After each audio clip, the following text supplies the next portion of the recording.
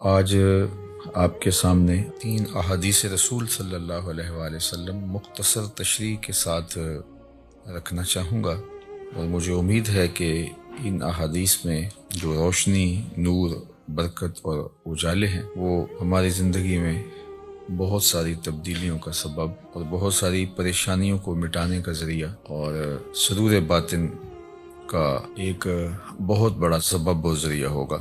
حضرت عبید اللہ بن محسن الانصاری رضی اللہ تعالی عنہ فرماتے ہیں کہ اللہ کے محبوب علیہ السلام نے ارشاد فرمایا، من اصبح منکم آمنا فی سربہ، جس نے صبح اس حال میں کی کہ وہ بالکل امن میں تھا، اس کے ماحول میں، اس کے قبیلے میں، اس کے گھر کے اندر چین اور قرار تھا، کوئی ناگہانی آفت نہیں تھی، کوئی ایسی چیز نہیں تھی کہ جو اٹھتے ہی اس کو بے چینی، پریشانی اور دکھ اور تکلیف دیتی، بد امنی نہیں تھی، وہ آرام کے ساتھ اٹھا، سکون اور طمانینت کے ساتھ اس نے صبح کا آغاز کیا، معافن فی جسدہ، اور اس کے جسم کو کوئی بیماری نہیں تھی، اللہ نے اس کو عافیت سے رکھا، وہ صحت کے ساتھ اور امن کے ساتھ بیدار ہوتا ہے، اندہو قوت یوم ہی، اور اس دن کی ضرورت کا کھانا اس کے گھر میں موجود تھا۔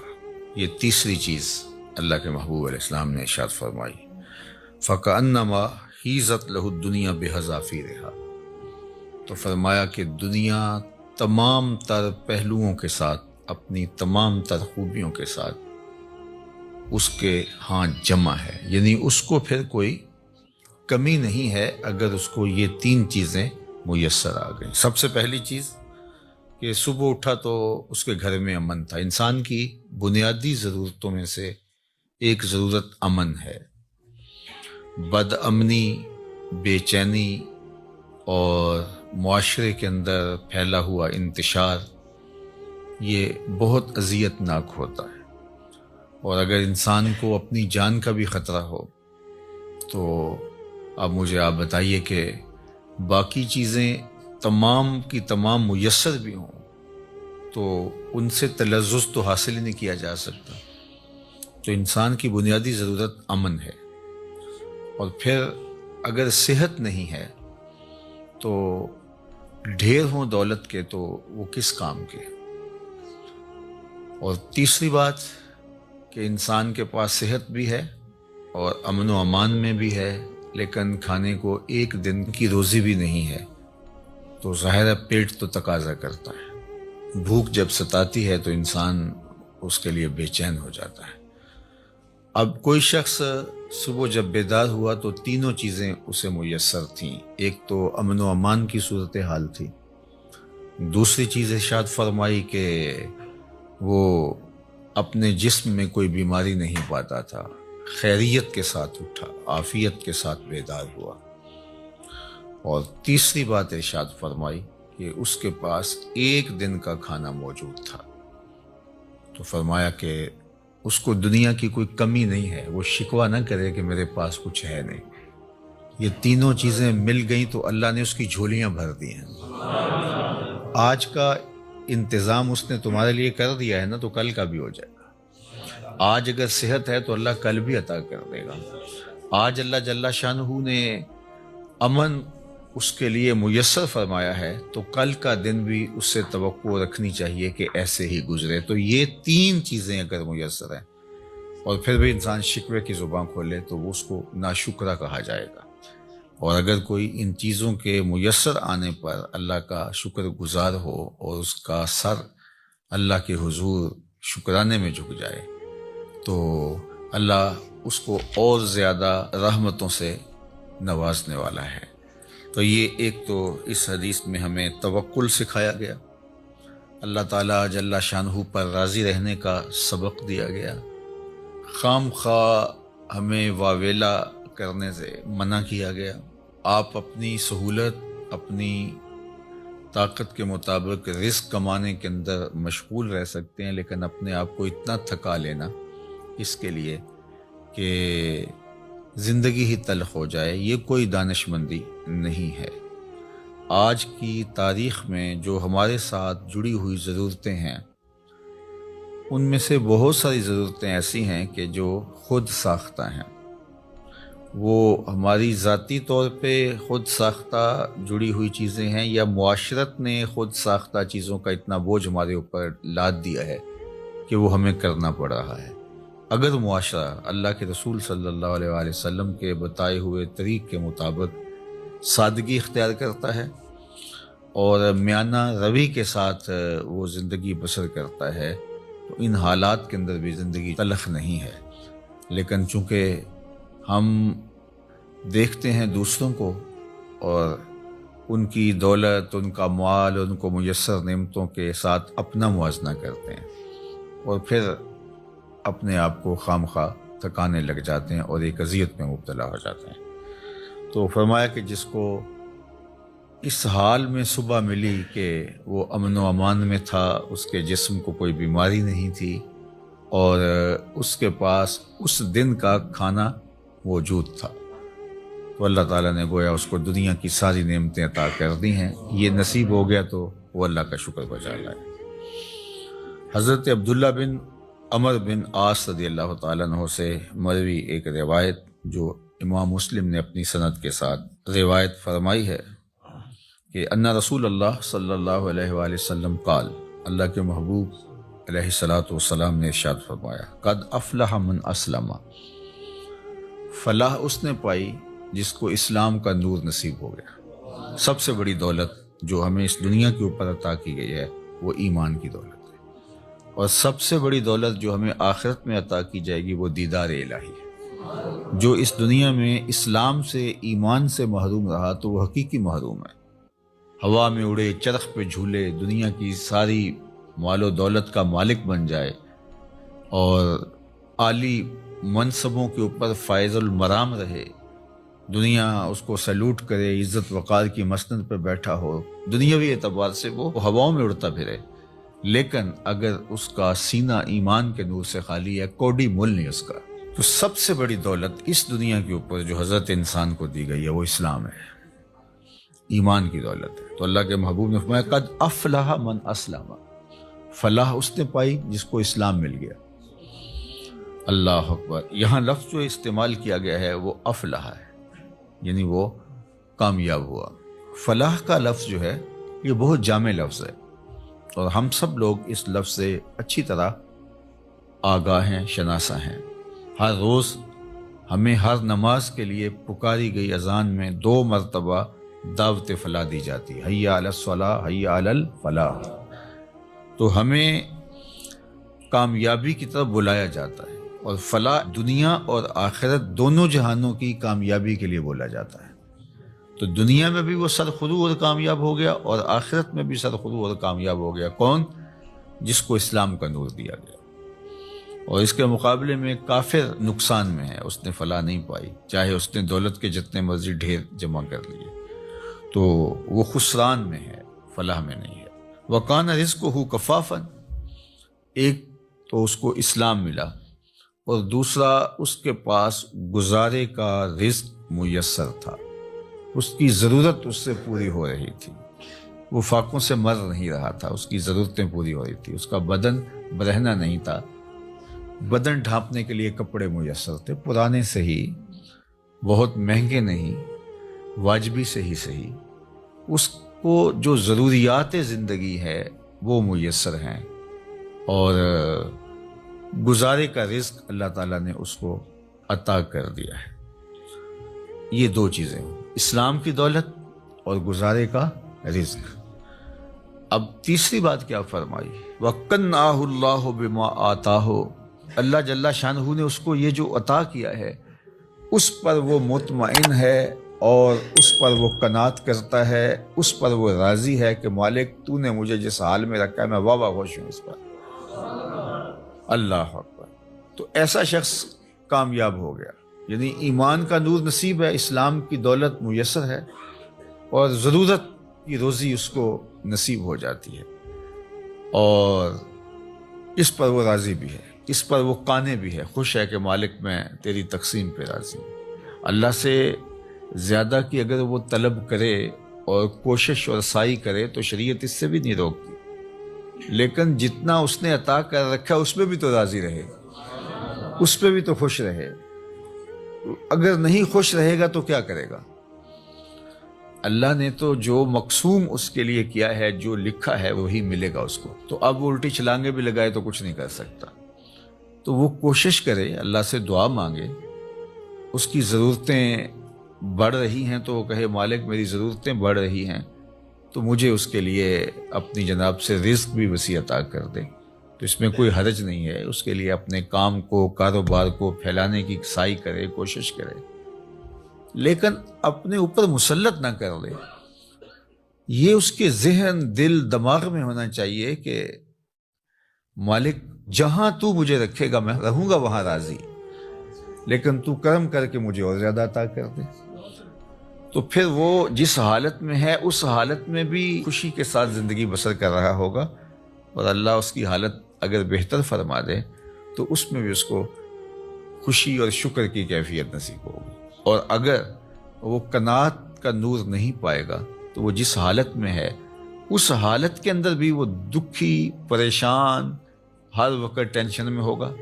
اور اگر اس کو زیادہ بھی عطا کر دیا گیا تو یہ جو بیماری اس کو لگ گئی، ناشکری کی، ہر وقت عدم اطمینان کی، وہ آگے چلا گیا، میں بہت پیچھے رہ گیا ہوں، تو آگے تو بہت سارے لوگ ہیں، تو وہ کبھی بھی اس مرض سے چھٹکارا نہیں پا سکے گا۔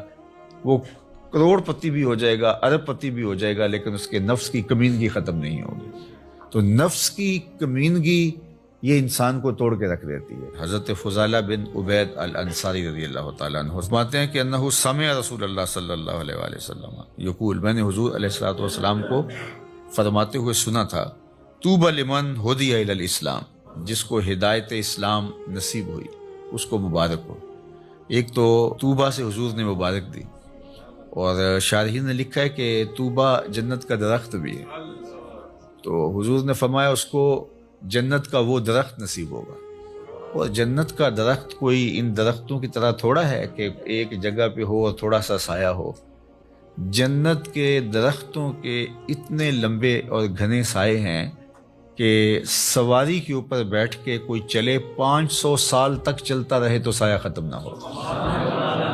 تو جس کو جنت میں ایک درخت بھی مل گیا تو اس کو جاگیریں مل گئیں، اللہ اکبر، اور جس کو پھر باغات ملیں گے تو اس کی پھر کیا نعمتیں ہیں۔ تو حضور نے فرمایا طوبہ، یعنی ایک تو اس کو جنت کا درخت طوبہ نصیب ہو، یا پھر اس کو مبارک ہو، لمن ہدی الی الاسلام، جس کو ہدایت اسلام دی گئی، وکانا عیشہ کفافن، اور اس کی زندگی کفایت کی تھی، جو ضرورت تھی اس کی وہ ہی پوری ہو رہی تھی، بس گزارا ہو رہا تھا، محتاج نہیں ہوا تھا، کسی کے آگے ہاتھ پھیلانے کی نوبت نہیں آئی تھی، لیکن بہت زیادہ بھی نہیں تھا، بس گزر اوقات ہو رہی تھی۔ وقنع، اور اس پہ وہ مطمئن بھی تھا۔ یہ مطمئن ہونا اوقع ہے، چونکہ جس حالت میں وہ رکھے اس حالت میں تو رہنا پڑے گا ہی، وہ کیا کرے گا، لیکن اس حالت میں رہ کے اس پر مطمئن ہونا، اصل یہ وہ چیز ہے کہ بندہ کہے کہ مالک میں تیرے اوپر راضی ہوں۔ اور اگر کوئی بندہ اللہ کی اس تقسیم پہ، اس کے دیے گئے پہ راضی ہو جاتا ہے، تو اللہ کے محبوب کا ایک اور فرمان ہے جو سیدنا علی المرتضیٰ رضی اللہ تعالیٰ عنہ سے مروی ہے کہ جو اللہ کے دیے گئے تھوڑے رزق پہ راضی ہو گیا، اللہ کے محبوب فرماتے ہیں اللہ اس کے تھوڑے عملوں پہ راضی ہو جائے گا، کہ بندے تجھے ضرورت بھی تھی اور پھر بھی تو میرے دیے پہ راضی ہو گیا، تھوڑے پہ راضی ہو گیا۔ دیکھو اللہ کے ہاں کیا کمی ہے، تھوڑا دے دے یا زیادہ دے دے، لیکن اگر وہ تھوڑا دیتا تو وہی جانتا ہے کیوں دیتا ہے، اور اگر وہ زیادہ دیتا ہے تو وہی جانتا ہے کیوں دیتا ہے۔ بعض اوقات ایسے لوگوں کو اتنا فراواں مال دیا ہوتا ہے کہ بندہ کہتا ہے کہ یار اس کو اتنا مال ہو، اس کو پتہ بھی نہیں ہوتا، نہ اس کے پاس کوئی فہم ہوتا ہے، نہ اس نے کوئی منصوبہ بندی ہوتی ہے، تو وہ جس طرح چھت پھاڑ کے دینے والا معاملہ ہوتا ہے۔ اور بڑے بڑے ملازمین اس کے آگے پیچھے ہو رہے ہوتے ہیں، وہ کسی کام کا آدمی نہیں ہوتا۔ میاں صاحب نے کہا تھا بے وقوفاں دے نوکر ویکے، دانش مند سیانے، تو بڑی دولت دے دیتا ہے، اور بعض بہت پڑھے لکھے سمجھدار معاملہ فہم لیکن بیچارے بمشکل اپنا گھر چلا رہے ہوتے ہیں۔ اب یہ اس کی تقسیم ہے۔ ہاں اگر قناعت مل گئی، شکر گزاری کا جذبہ مل گیا، وہ جس کو زیادہ دیا اس کو بھی اور جس کو کم ملا اس کو بھی، تو پھر اللہ کی طرف سے کامیابی ہے، وہ پھر فالح ہے۔ چونکہ اگر وہ یہ جذبہ دے دے تو پھر گزارے کے رزق پر بھی قناعت، اللہ پہ راضی رہنے کا جذبہ اور توفیق بہت بڑی سعادت ہے۔ اور اگر یہ نور نصیب نہ ہو قناعت کا اور اللہ پہ راضی رہنے کا، تو پھر کروڑوں اربوں کے باوجود بھی انسان ناشکرہ ہی رہتا ہے۔ وہ کہتا ہے نہیں بس چل ہی نہیں رہا جی، آج کل ہیں ہی بہت مشکلات۔ میں ایک دفعہ ایک سفر پہ تھا تو ایک شخص مجھے ملا، کوئی تقریب تھی، اس کے بعد مصافحہ کرتے ہوئے تو جس طرح ایک روٹین کے ساتھ کیا حال ہے کیسے ہیں، تو اس کے کپڑے کچھ پھٹے ہوئے تھے، لوگ مل رہے تھے تو میں ہر ایک سے پوچھ رہا تھا کیسے ہیں جناب، کیسی طبیعت ہے۔ تو میں نے جب اس سے پوچھا تو اس نے کہا اللہ کا بڑا کرم ہے۔ جب ہاتھ اٹھایا تو یہاں سے اس کی قمیض پھٹی تھی، لٹک رہی تھی۔ تو اس کے اس انداز سے میں رک گیا اور میں اس کو کہا کہ آپ مجھے دوبارہ ملیے گا، جب لوگوں سے ملاقات ہوگی تو پھر میں نے کہا اور سنائیں کیسے ہیں، تو کیا کر رہے ہیں؟ تو وہ کہنے لگا کہ میرے پاس 6 کنال زمین ہے، اس میں تھوڑی سی کاشت کر لیتا ہوں، اور اس زمین سے میں نے 10 مرلے جگہ مسجد کے لیے وقف کی ہے اور میں خود مسجد بنا رہا ہوں، بس آپ دعا کریں کہ اللہ کا گھر بن جائے۔ وہ تھوڑا تھوڑا کماتا ہوں، کچھ بچوں کو دیتا ہوں اور کوئی بچتا ہے، اور کوئی اور بھی اگر تعاون کر دے تو اس کی مہربانی، ورنہ میرا عزم ہے کہ اس کو بنانا ہے۔ تو وہ کوئی عالی شان دنیاوی اعتبار سے تو نہیں بنے گی، لیکن جیسے بھی تو میری بس آرزو ہے کہ میں زندگی میں مسجد کو مکمل ہوتا دیکھ لوں بس۔ اب اس نے ہاتھ کھڑا کیا تو یہاں سے پھٹی ہوئی قمیض لٹک رہی تھی، لیکن ایسے ہاتھ اس کا اٹھا، اللہ کا شکر ہے۔ میں کہتا ہوں یہ شہنشاہوں کو بھی نصیب نہیں ہے، جو چین کی نیند اسے آتی ہوگی کسی اور کو آ سکتی ہے۔ تو اللہ پہ اگر آپ راضی رہنا سیکھ جائیں تو پھر جس حالت میں ہوں گے تو اللہ آپ سے راضی ہو جائے گا، اور اگر نہیں سیکھیں گے تو اربوں خربوں کے بعد بھی وہ بعض کروڑ پتی ارب پتی ان سے رواجن ہی پوچھتے ہیں جناب کیسے حال ہے، وہ کہتے ہیں چل ہی رہا ہے، اور وہ کہتے ہیں اللہ کا فضل ہے۔ تو اس کے چہرے کے اوپر پھیلی ہوئی خوشی، اس کی جو باڈی لینگویج ہے وہ بتا رہی ہے کہ یہ شخص کتنا خوش ہے اپنے رب پہ، اور دوسرے کی باڈی لینگویج بتا رہی ہے کہ یہ کروڑوں اربوں کمانے کے باوجود، حالانکہ جب مہنگائی ہوتی ہے حالات تلخ ہوتے ہیں تو ان لوگوں کی اور چاندی ہو جاتی ہے، لیکن وہ کہتا ہے بس چل ہی رہا ہے، یعنی اس کی آواز ہی نکلی چل ہی رہا ہے۔ تو اس لیے اللہ پہ راضی رہنے کا مزاج پیدا کریں۔ اس نے یہ تھوڑا کیا کہ ہمیں زندگی دے دی، اس کا یہ تھوڑا کرم ہے کہ اس نے ہمیں صحت عطا فرمائی، اس کا یہ کتنا کرم ہے کہ اس نے ہمیں اسلام کا نور اور جمال عطا کیا۔ باقی ہماری ضرورتیں تو پوری ہو رہی ہیں، ہمارے اوپر تو اس کا کرم می کی طرح برس رہا ہے۔ یہ تو ہمارے مطالبے زیادہ ہیں، ہماری خواہشیں بڑھ گئی ہیں، اس لیے ہم پریشان ہو جاتے ہیں، ہم دائیں بائیں دیکھتے ہیں۔ دیکھیے جو جانور ہیں ان کو جتنا دانہ چاہیے ہوتا ہے، جتنا چارہ چاہیے ہوتا ہے، یا گوشت خور جانور ہیں ان کو جتنا چاہیے ہوتا ہے روز اتنا لیتے ہیں اور مطمئن، اور اپنی کچھار میں، اپنے گھونسلے میں، اپنے گھر میں چلے جاتے ہیں، بات ختم۔ انسان کے لیے مسئلہ یہ ہے کہ یہ جمع کرنے کے چکر کے اندر پریشان ہو گیا ہے۔ دنیا کے اوپر صرف 2 مخلوقیں ایسی ہیں جو رزق جمع کرتی ہیں، ایک انسان، دوسری چیونٹی۔ اس کے علاوہ جتنی بھی مخلوقیں ہیں، چاہے وہ پانی کی ہیں، وہ مخلوقیں خشکی کی ہیں، ہواؤں میں اڑنے والی ہیں، کوئی اپنا رزق جمع نہیں کرتا۔ ہم کتنا کھاتے ہوں گے، لیکن یہ ہاتھی کتنا روز کھاتا ہے؟ بڑی مچھلیاں، وہیل مچھلیاں ہیں، یہ اتنا کھاتی ہیں ٹنوں کے حساب سے، اور اللہ اس پانی میں ان کے لیے وہ میسر فرما رہا ہوتا ہے۔ یہ ہنس پرندہ جو ہے یہ خالص سچے موتی کھاتا ہے، اور دنیا کے اندر لاکھوں کروڑوں ہنس پائے جاتے ہیں، اور اللہ روزانہ پیٹ بھرنے کے لیے ہر ایک کو سچے موتی فراہم فرماتا ہے۔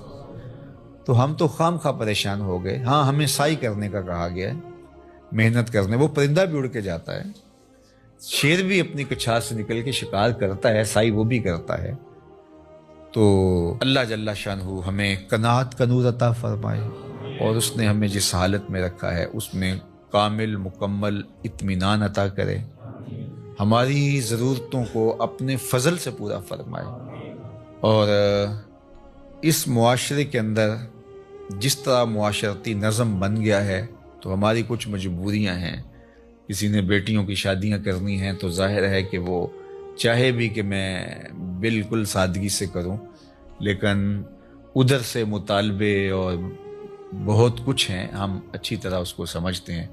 تو اللہ اپنے کرم سے ہمارے لیے آسانیاں پیدا کرتے ہیں. لیکن جو بات کہنے کی ہے وہ یہ ہے کہ اگر یہ ساری ضرورتیں ہمارے ساتھ جڑی ہوئی ہیں اس معاشرت میں رہنے کی وجہ سے, تو وہ پورا کرنے کی کوشش ضرور کریں, لیکن اس دل کو قناعت سے خالی نہ ہونے دیں. اللہ سے جو اطمینان ہے اس کو کبھی ضائع نہ ہونے دیں.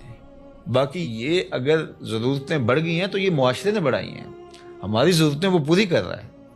اور ہم جو کہتے ہیں ہم پیچھے رہ گئے, تو ہم کچھ لوگوں کو آگے دیکھ کے کہہ رہے ہیں کہ ہم پیچھے رہ گئے, ورنہ ہماری ضرورتیں وہ پوری کر رہا ہے. اور اس پر اللہ کے محبوب علیہ الصلوۃ والسلام نے ایک بڑی خوبصورت ایک بات ارشاد فرمائی, انظروا الی من هو اسفل منکم, فرمایا اپنے نیچے دیکھو.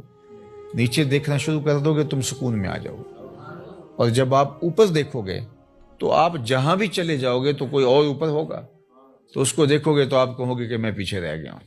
حتیٰ کہ وہ جو دنیا کے ٹاپ 10 لوگ ہوتے ہیں, دنیا کے 10 امیر ترین لوگ, تو وہ بھی جو آگے والا ہوتا ہے اس کو دیکھ رہے ہوتے ہیں کہ میں ان میں بھی جو ہے وہ ٹاپ پہ آ جاؤں. اور جو آخری والا ہوتا ہے جو سب سے دنیا کا امیر ترین کہلاتا ہے, تو وہ بھی کوشش میں لگا ہوتا ہے کہ اگلے سال جب یہ فہرست بنے تو میں کہیں پچھلے نمبر پہ نہ آ جاؤں. تو یہ دوڑ اس لیے لگی ہوئی ہے, اور پیسے اتنے ہیں کہ شمار بھی نہیں ہے, دولت اتنی ہے کہ پتہ بھی نہیں ہے کہاں کہاں پڑی ہوئی ہے. تو اطمینان دولت میں نہیں ہے, اللہ پر راضی ہو جانے میں اللہ تعالیٰ جل شانہ دارین کی سعادتیں عطا کرتا ہے. بارگاہ عزتی میں دعا ہے کہ اس ماہ منور کی برکتیں اللہ ہماری زندگیوں میں اتار دے.